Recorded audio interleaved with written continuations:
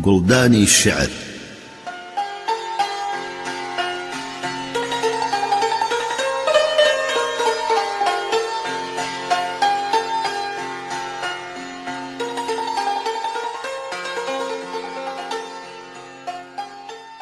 لە گوڵدانی ئەم جارەی شعردا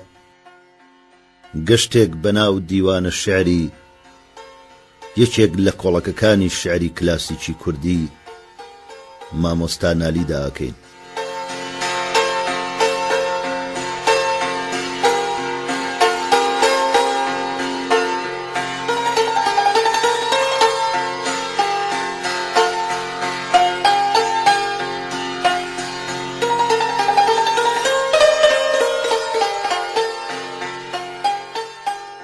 گەربێ دەرێ سەروی ڕەوانی لە ئیرەمدا، وەرنەیە دەرێ ئاهوی چینی لە حەرەمدا، عشقت لە دڵ و دیدەی پڕ ئەشک و ئەلەمدا، گونجایش و تەسکینی نییە زۆرە لە کەمدا. لافی دەمی تۆ خونچە لە دەمیا بوو بە عەمدا، با خوستی بڕی خستی کە مستێکی لە دەمدا، دڵ مزمەحیلی دەردە وەکو دیدە لە نمدا، حەیران و پەرێشانە وەکو قەترە لە یەمدا. نالی مەسەلی حاڵی لە ئەشکەنجەی غەمدا، وەک ناڵە لە نەیدا وەکو نالە لە قەڵمدا.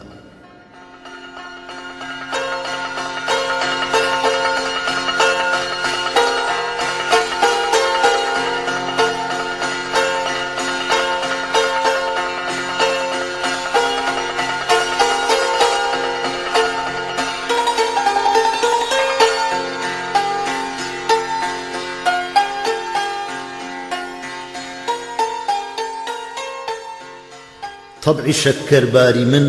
کوردی ئەگەر ئینشاءەکە، ئیمتحانی خۆیە مەقسوودی لە عەمدا واەکە، یا لە مەیدانی فەساحەتدا بە میسلی شەهسوار، بێتەئەممول بەو هەموو نەوعە زوبانی ڕادەکا، کەس بە ئەلفازم نەڵێ خۆ کوردیە خۆ کردیە، هەر کەسێ نادان نەبێ خۆی تاالبی معناەکە، بێتە حجرەم پارچە پارچەی مسوەدەم بکڕێ بە ڕۆح، هەر کەسێک کوتاڵ و پارچەی بێ بەدڵ سەوداکە. شعری خەڵقی کەی ئەگاتە شعری من بۆ نازکی، کەی لە دیقەتدا پەتک دەعوا لەگەڵ هەوداکە.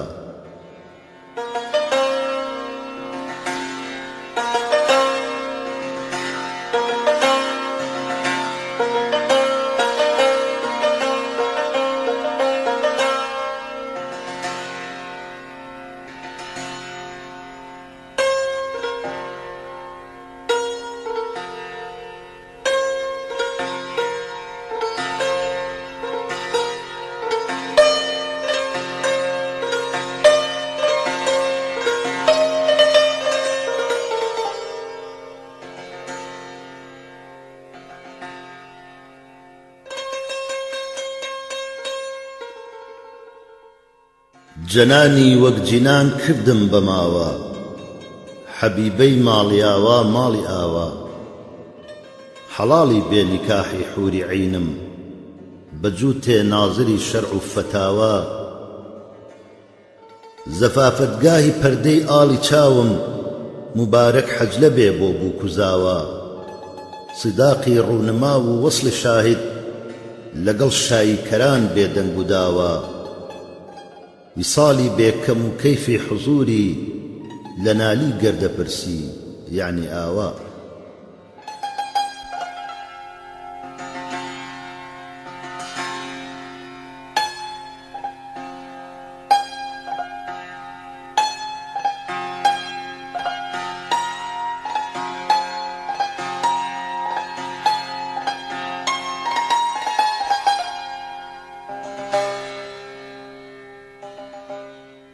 پەچەی پەرچەمی و پرچی سیا، هەر دەڵێی مانگەشەوە کوڵمیتیا، لادە دەسرۆکەی هەوری لە جەبین، دەرکەوێ شەمس و قەمەر نوور و زیا، لێوی تۆ ئاوی بەقا من خزرم، فەیزی تۆ ڕەحمەت و من سەوزە گیا. فەرشی کەفی بەری پێتە نێرگس سەری داخستووە وەک چاوی حەیا مەم خەرە هاویەی هەوڵی فراو دەستی من دامنی تۆ ڕۆژی قیا جێ لەگەر تورکی تەعال ئەر عەرەبی بێ ئەگەر کوردی ئەگەر فورسی بیا سەری فەرهادم و دوندوکی قوڵنگ دەستی مەجنونم و دامێنی چیا خاتری زاهدی خاڵی خاڵی نییە ئەڵبەتە لە بێنێکی ڕیا دوور لە تۆ ئیدی مەپرسە قوربان حاڵی نالی کە نەمرد و نەژیا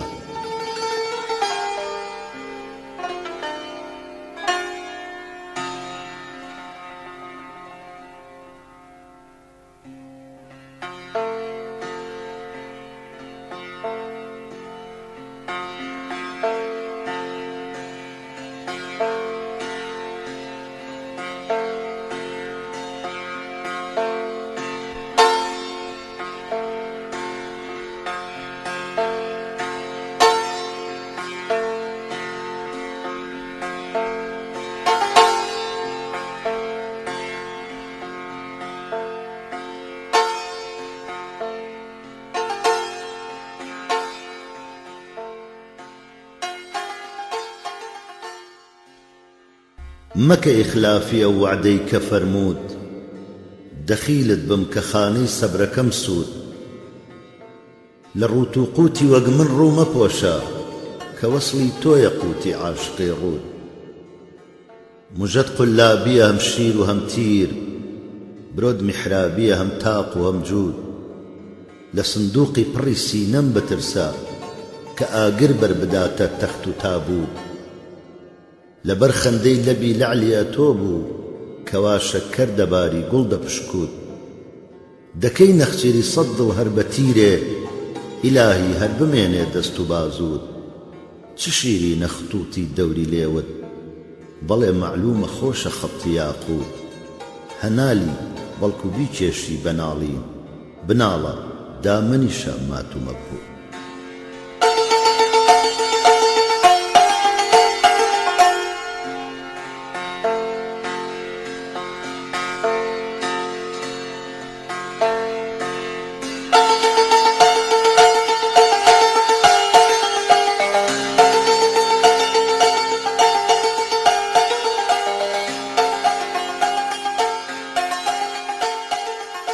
ئەی سەروی بڵند قەد و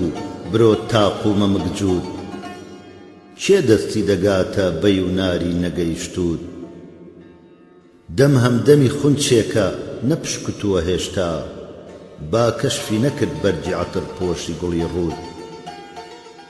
گریانی من و خەندەی تۆ ئێستا دەشوبهێ بەو مەوسمی بارانە کەوا خونچە دەپشکوت خەڵخاڵی قەدم وەک خەمی زوڵفەینی سەراپات پشتانی قەدت بێت و فیدای بازنی بازوود خاڵی نییە نالی دڵەکەت ساتێ لە هیجران تا تاری وجودت نەپسێنێ مەلەک المەوت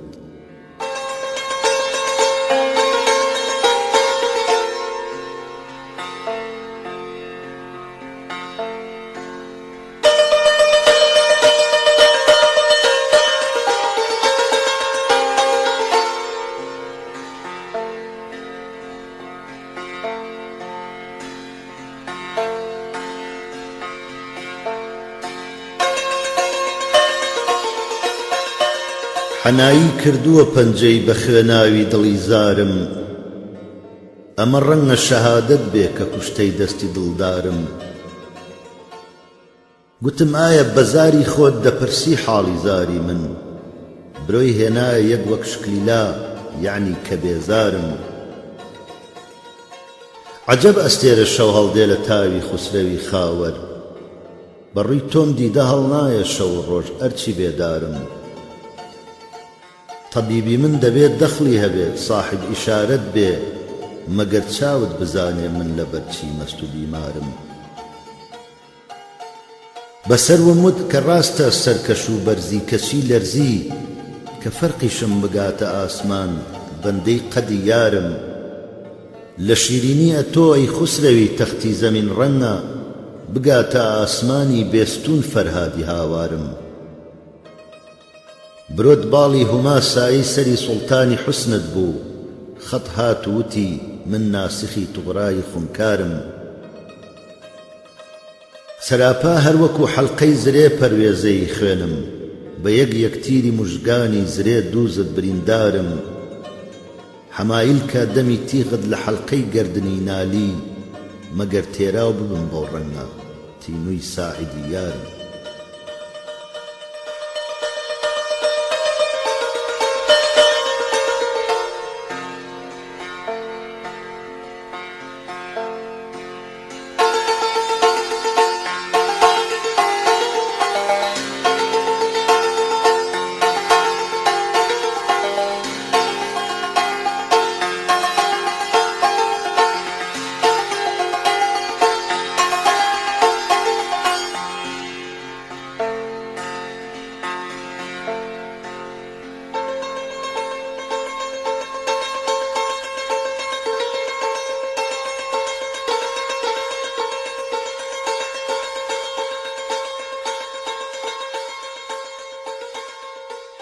عەزیزم ڕۆحی شیرینم دوو چاوم،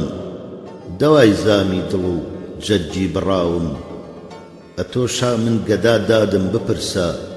لە زوڵمی چاوی بیمارت کوژاوم. ئەگەر نەیدەیتە دەست خۆم قاتلی خۆم، لە ڕۆژی ئاخرەتدا بێپێناوم. دەسالا دەسەری زوڵفت لەسەر ڕوود، کە ڕووتی ڕووتم و مایل بەتاوم. لە باتی خوێنی خۆم ڕازیم بە ماچێ، دەسابیدا هەتا زیندوم و ماوم. ئەوە نیشانەی مەرگم عەیانە، کە من غەرقی خەم و خوێن و زوخاوم. مەکەن مەنعم لە شیوەن ئەی ڕەفیقان، کە مەحزون و غەمین و دڵشکاوم. لە ژینی خۆم ومێدم قەتعە نالی، کە سوتاوە هەموو جەرگ و هەناوم.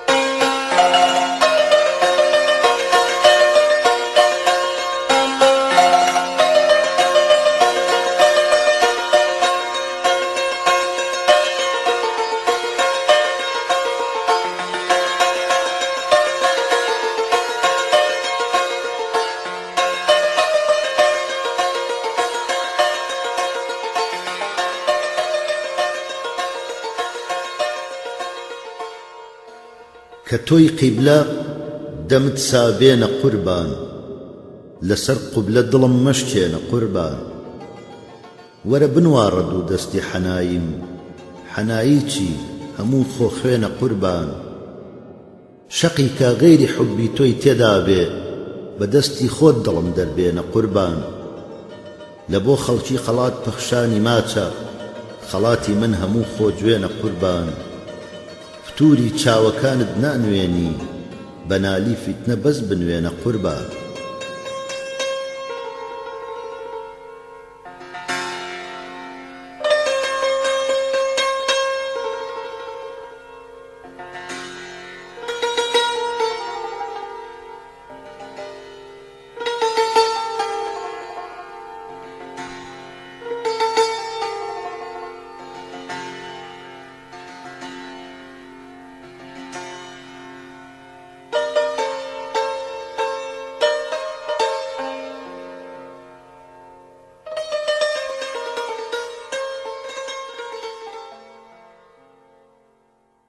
ڕەفیقان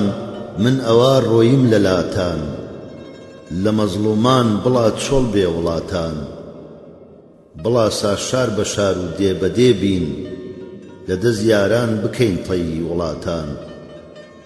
مەڵێن کەڵچینە بۆ ڕۆی جەهەنەم، سرم قەڵغانە بۆ تیری قەزاتان. سەفەرمان چونکە ڕێیهات و نەهاتە، دوعامان بۆ بکەن ئێوە و خوداتان. منم سەرکردەتان بۆ لەشکری غەم، دەترسم من بڕۆم بشتێ سوپاتان. شکاری وەحشیان بەس دەستەمۆکەن نەوەک بەربێشکاری خانەزاتان ئەوەند ئەرجوو دەکا نالی کە جارجار بکەن یادی محبی بێڕیاتان.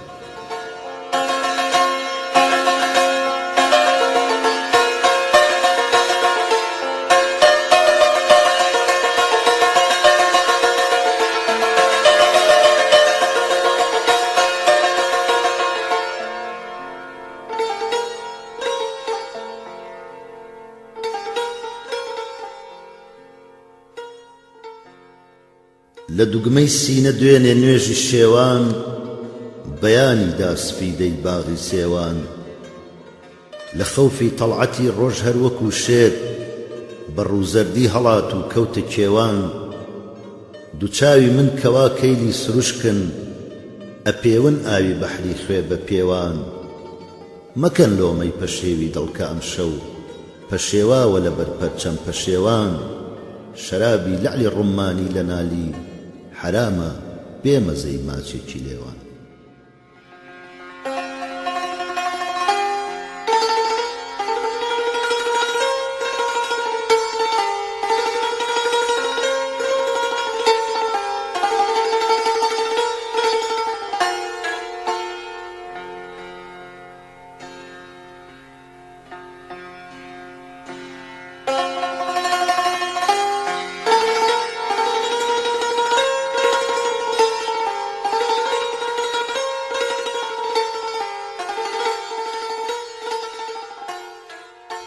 خەتات فەرموو کە خۆشە چین و ماچین کە ناچین لێرە خۆشە چینی ماچین برۆد هەر چین و پەرچەم چین لەسەر چین ئەمەندە چینە قوربان پێم بڵێ چین. شکافێکە کڵافەی نافی زوڵفت دەڕێژێ میسک و عنبەر لێرە تاچین لەسەر بەرگی گوڵێکی باغی حوسنت هەزار گوڵچینی بێبەرگ و نەوا چین ئەتۆ میهری و مەهرویان ستارن لە خزمەت شەوقی تۆدا شەوچراچین هەموو زەڕاتی میهری ڕووتە باقین خودامان بۆ بەقایە لێرە لاچین بڵێ نالی بە ئەربابی وەفا بێن هەموو محتاجی خاک و بێڵ و پاچین.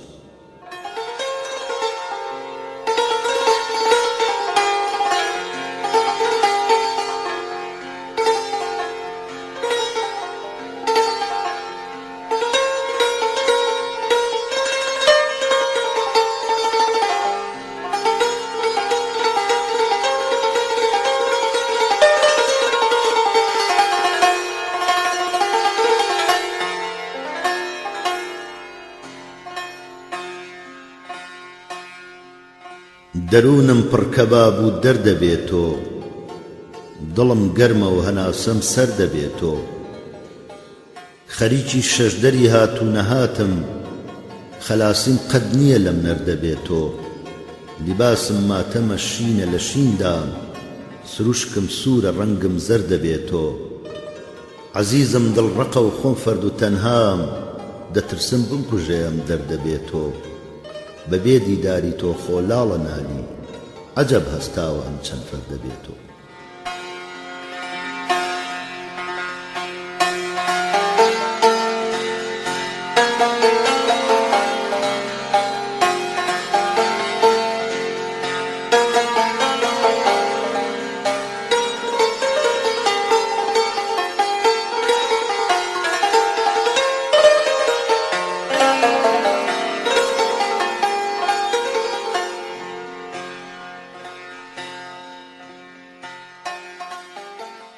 نەمردم من نەگەرم جارە بێتۆ نەچم شەرد بێ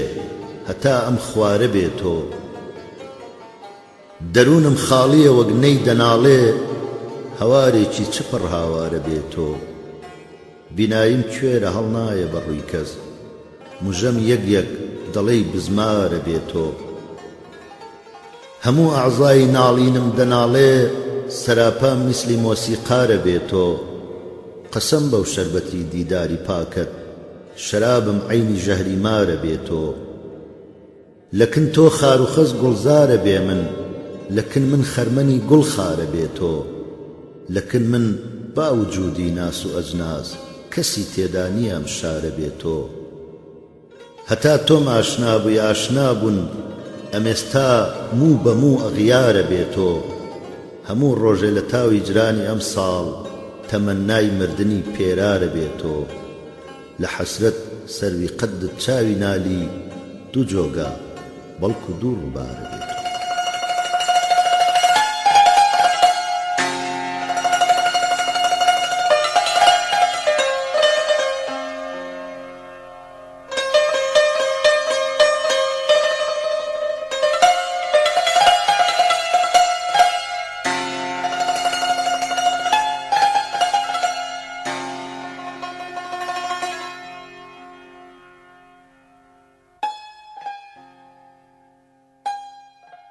شەوی یەڵدایە یا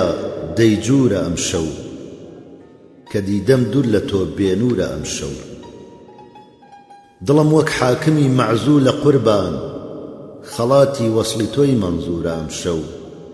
دڵی ژمایل بە دیدەی تۆیە بۆیە لە من وەحشی و ڕەمیدە و دوورە ئەم شەو کە تۆی شای کەچ کولاهی دیدەمەستان چ باکم قەیسەر و فەخفورە ئەم شەو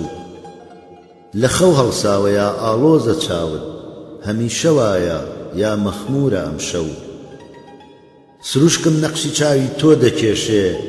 جێگەم سەردارەکەی مەنسوورە ئەم شەو موسڵمانان دەپرسن حاڵی نالی لە کونجی بێکەسی مەهجوورە ئەم شەو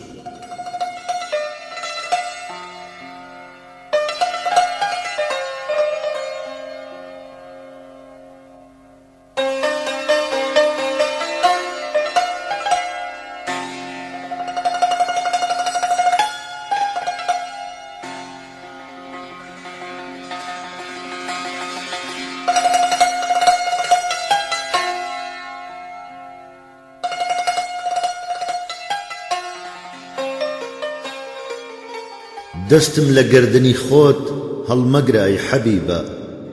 وابزانە خوێنی خۆمە یا منەتی ڕەقیبە سەر بەردەبازی ڕێتە تەن تەختە بەندی جێتە دڵمەیلی خاچی پێتە ڕۆحماڵی خۆتە بیبە تۆ نەوشکوفتەوەردی من مایلم بە زەردی تۆ هەم سەرد نەسیمە من هەمدەمم لە هیبە شاهێنی دیدەبازە مەستی شەرابی نازە دڵدار و دڵنەوازە دڵچێش و دڵفریبە ئەو تیفلە خورد ساڵە هەرچەندە وەک غەزالە ئەمما کە هاتە نەخچیر شێر سەڵەتی مەهیبە دڵ پەیدەکانی گاهی سەهمی موژەی سیاهی ڕەمزی هەموو بەڵایە غەمزەی هەموو موسیبە ئەی چاوی پڕ نەدامەت دڵ پڕ غەم و غەرامەت بگری کەوشکە سۆفی لەم فەیزە بێنەسیبە ئەی خەڵوەتی مرایی بێڕەنگی خودنمایی ڕەنگ زەردی عاشقی بە نەک زەرد ڕوو شەقیبە نالی لەبی حەبیبە هەم تیب و هەم تەبیبە خولاسەی لەبیبە فەرمانبەری لەبیبە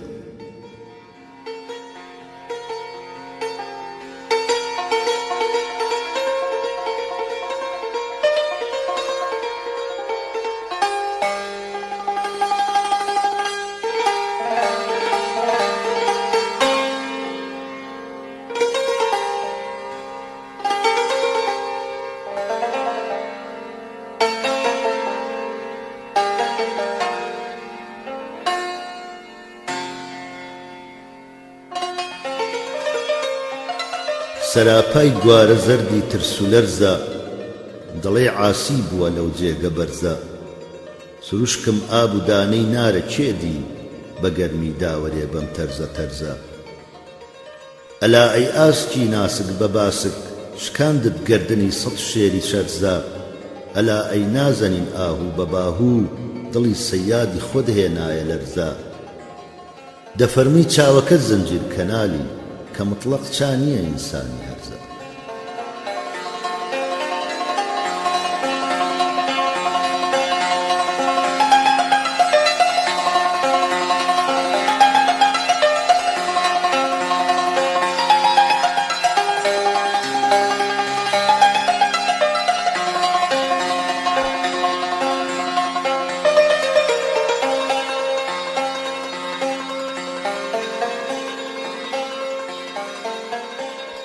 زڵفت بەقەدتدا کە پەرێشان و بڵاوە ئەمڕۆ لە منی شیفتە ئاڵۆز و بەداوە ئەم عومرە عەزیزە کە لە بۆت نەقد و دراوە سەد حەیف و درێغا کە موسڵمانی نەماوە عومرێکی درێژە بە خەیاڵی سەری زوڵفت سەودا و پەرێشانم و سەودایەکی خاوە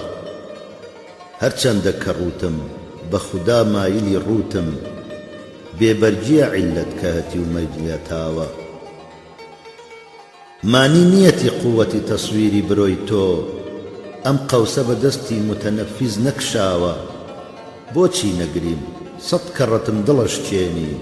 بۆ مەینەڕژێ شیشە لە سەد لاوەشکاوە بێفایدەیە مەنعی من ئێستاکە لە گریان بۆ عاشقی بێچارە زووە ماوە ڕژاوە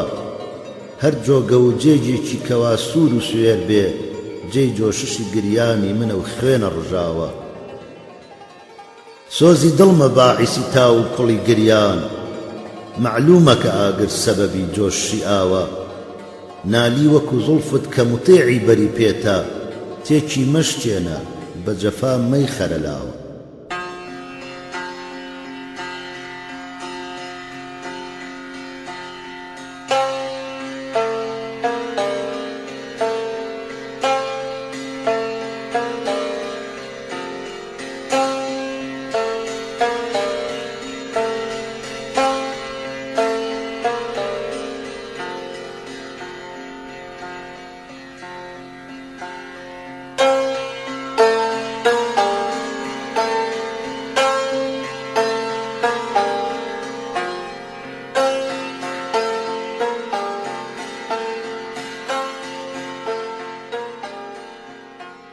تا لە من ئەو زوڵفە ڕێی بۆ سەو کەناری گرتووە ناودەمم بێشب هەتامی زەهری ماری گرتووە خۆش لەسەر سینەی سەری هەڵداوە دووگۆی سەر بە مۆر مات و حەیرانم کە عەرعەر کەی هەناری گرتووە ئەژدەهای زوڵفی لە دەوری گەنجی حوسنی حارسە حەڵقە حەڵقە چین بە چین سەر تا بە خواری گرتووە ماهی من تەنها مەهێکە سەد نجومی مەحو کرد یاری من تەنها گوڵێکە سەد هەزاری گرتووە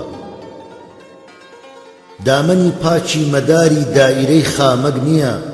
خوێنی مەقتولانەوە دامێنی یاری گرتووە گەردوبادی هیجری تۆ وا عالەمی لێ کردمە تۆز نەک دوو چاوم بەڵکە حەتا دڵ غوباری گرتووە شەربەتی عونابی لێوی شەکەر و بادەمی چاو سەروی قەدت ڕاستە ئەنواعی سیماری گرتووە لەعلی شەکەرباری تۆ تێراوە شەکەرباریە لێوی محنەتباری من بێ ئاوە باری گرتووە پڕجەفایە بێوەفایە زوو جەنگت دیر سوڵح سەد درێغ و حەیفە تەبعی ڕۆژگاری گرتووە یادی کانی دمدم و سەرچاوەکەی مێگۆڕەکە بەکرەجۆی چاوم کە شێوەی سەرچناری گرتووە بێمەحابا ئاو دەڕێژێ گاه بە فەور و گاه بە دەور چاوی من مدێکە شێوەی ئابشاری گرتووە شەمعی بەزمی من کەوا سوتاوە زەرد و ئەشکڕێژ قەد نییە فەردێک نەڵێ ڕەنگی مەزاری گرتووە مدعی زەجرم دەکات و پێم دەڵێ سەبرت ببێ گەر بە لەعنەت بێ کە کەی عاشق قەراری گرتووە نالی وا دایم کە مشغوڵی فوغان و ناڵەیە باعیسی هیجرانی یارە دڵشەراری گرتووە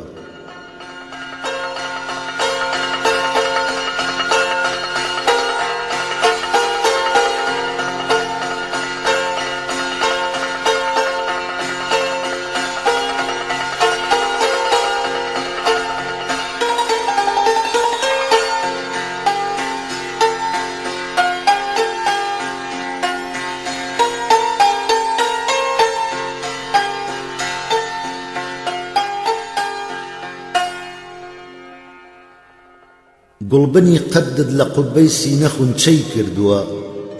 خونچە بەم شیرینیە قەد نەیشەکەر نەیکردووە نەخڵی باڵات نەوبەرە تازەش کۆفەی کردووە تۆ کە بۆی شیرت لە دەم دێ ئەمەمەت کەی کردووە قامەتت نەخڵە بە شیری فایقەی پەی کردووە، نەحلی بێنێشی مەمەت شەهدی سپی قەی کردووە. نەخل و ڕوومان پێکەوەن یا باغەبان وەی کردووە، سەروی هێناوە لە سێب و بەیم و توربەی کردووە. بۆ مەمگنالی چ منداڵانەوەی وەی کردووە، گەرچی مووی وەک شیرە بەو شیرش کۆفەی کردووە. خۆش بە هەردوو دەست و دەم گرتوویە ئۆخەی کردووە، کیزب و توهمەت ئیفترا و بوهتان کە تۆبەی کردووە.